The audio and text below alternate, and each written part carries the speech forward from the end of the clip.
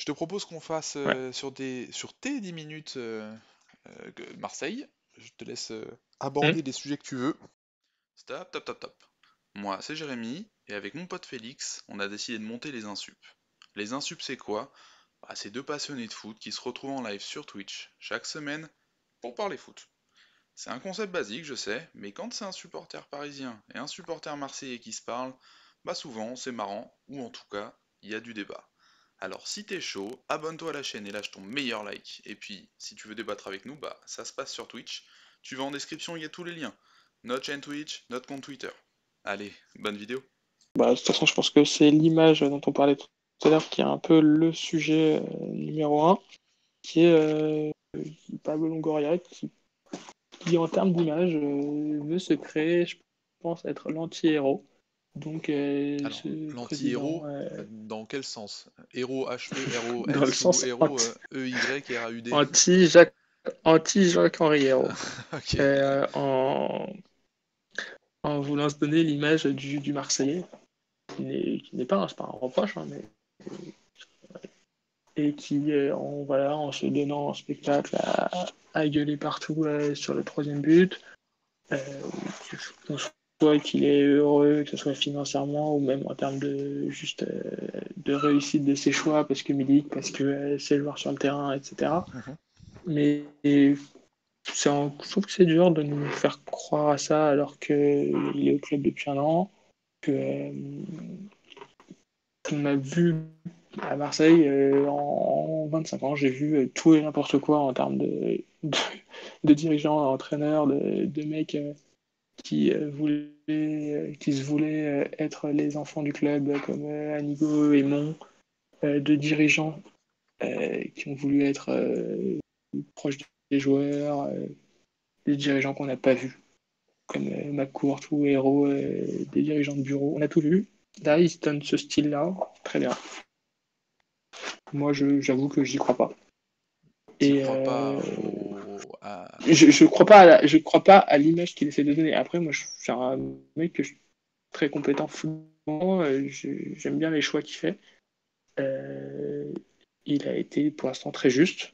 Il y a une erreur en termes de recrutement, c'est Encham. Mais pour l'instant, c'est pas fini. Ça se trouve, il aura sa chance l'année prochaine, il sera bon, hein. Hmm. Mais pour l'instant, en termes de choix, il a quand même un résultat plutôt positif. Et du coup, bah, hâte de voir une saison complète avec lui à la tête. Juste, il n'est pas obligé d'en faire des tonnes en termes d'image.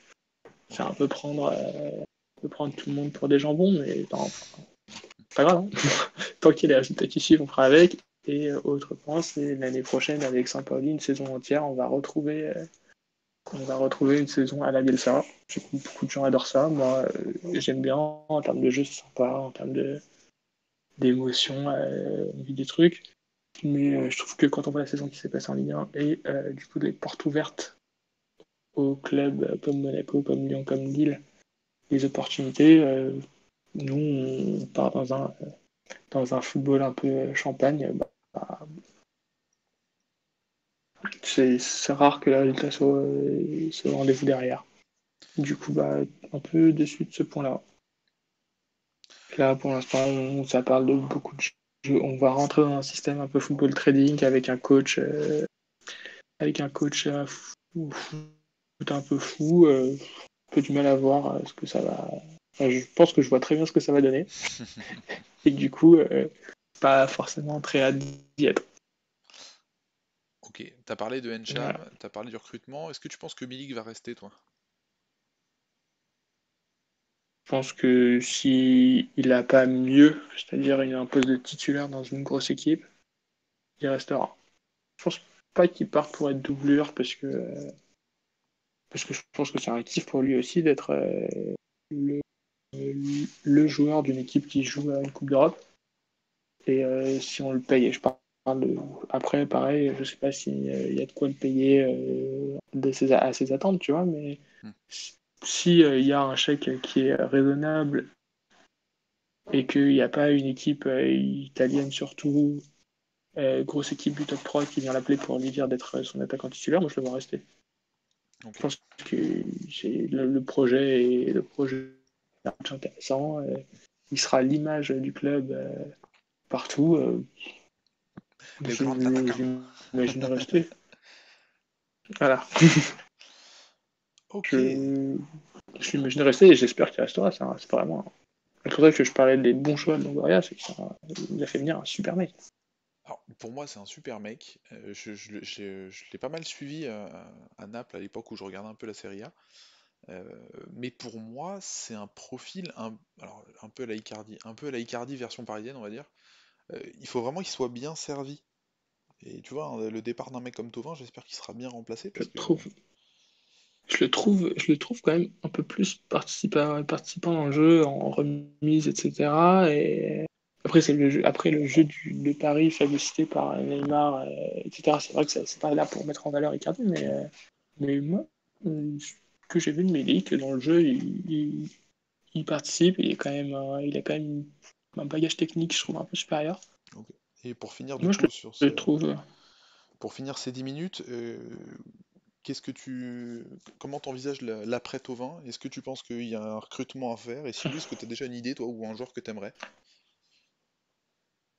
Alors là, ce qu'on voit dans la presse, ça fait. Là, j'ai l'impression d'être supporter de Monaco. Tu vois des Brésiliens de 20 ans dont tu n'as jamais entendu parler, prêts à être achetés des dizaines de millions. Si tu lis la presse, c'est pas. T'es pas rassuré, t'as l'impression que tu connais pas le foot déjà, parce que tu connais pas un seul, un seul mec sur lequel l'OM se positionne. Parce que au final, oui, je regarde pas la première division brésilienne. Mais, mais non, aujourd'hui, il y a pas de. C'est compliqué de savoir quand t'es l'OM aujourd'hui quel genre de joueur tu peux aller taper à la porte. Auprès de quel genre de joueur tu peux aller taper à la porte parce que tu ne vas pas avoir des joueurs du top mondial évidemment. Et je pense que le projet, ça va plutôt être un projet de training, donc un projet de très jeunes joueurs. Donc on va pas forcément, on va avoir des mecs arriver qu'on connaîtra pas. Et pour moi, Tu pour penses jouer pas devant des sur un côté, il y a recrutements à la Romain Fer ou des choses comme ça en Ligue 1? Il y a comme des bons joueurs, ou un Rémi Houdin, tu vois, par exemple, s'il voudrait se relancer après une expérience peu fructueuse à Bordeaux. je, moi, je pense que avec un board avec Longoria, c'est pas ce genre Ah, de recrutement qu'on va voir. ouais, tu vois, ils vont aller taper Moi, du connu. enfin, ça va aller recruter des joueurs de moins de 23 ans dans des destinations Plus exotiques exotique, et où ouais. que tu vas aller faire valoriser chez toi. Ok. Donc, je m'attends pas forcément à avoir des mecs connus arriver ou ça sera parce que tu as un gros nom que tu arrives à récupérer qui joue pas en prêt. Enfin, le système trading, moi, enfin, j'ai l'impression qu'on se dirige vers un monde un peu à la Monaco ou Lille où tu vas avoir soit grosses têtes d'affiche parce que le nom est clinquant, soit des jeunes mecs que tu connais pas.